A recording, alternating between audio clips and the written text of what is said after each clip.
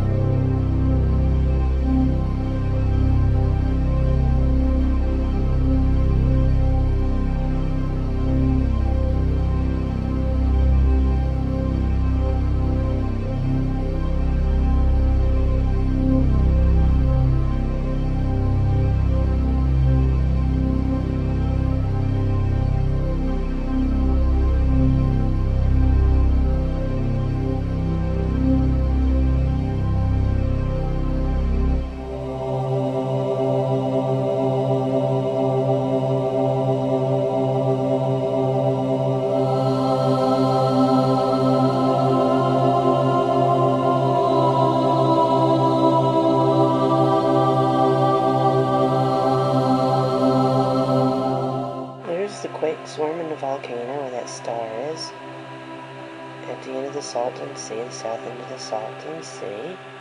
There's the Salton Sea. It's an interesting place. And I live right there.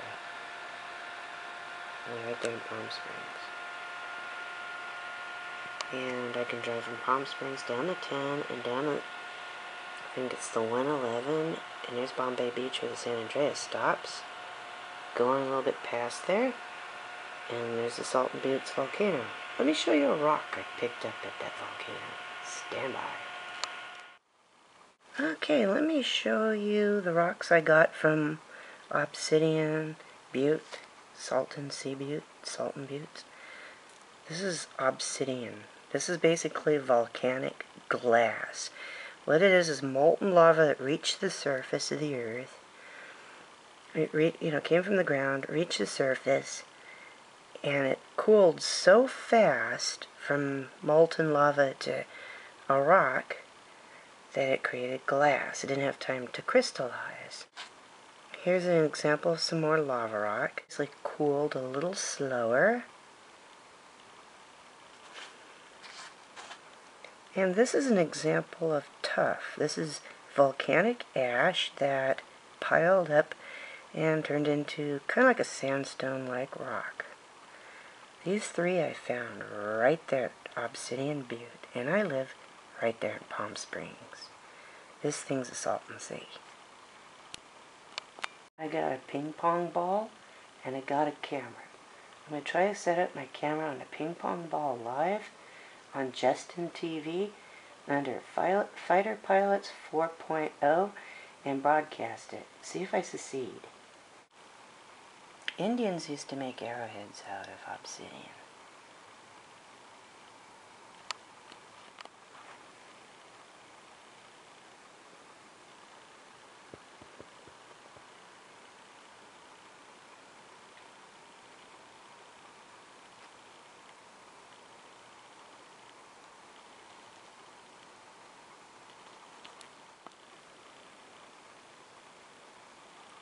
You can see some like light colored specks on this rock. Those are from air bubbles in the lava. Lava and magma is full of all kinds of gases and water, and that's what that is, and some small bit of crystals that were already in the magma as the magma came up. Same with this rock. Got a little bit of crystallization, not much. It's still pretty shiny, but those little holes are where air bubbles had been. It was gases like CO2, sulfuric acid, and other volcanic gases. So this is part of a lava flow. Real light. The Salton Buttes volcano, our 3.5 earthquake happened right on top of it. And right here is where I found this beautiful piece of obsidian. Beautiful obsidian on this earthquake producing, geothermal fuel, geothermal power plant producing, mud pot producing volcano. Let's take a look at the mud pots. I'm going to zoom in on the mud pots.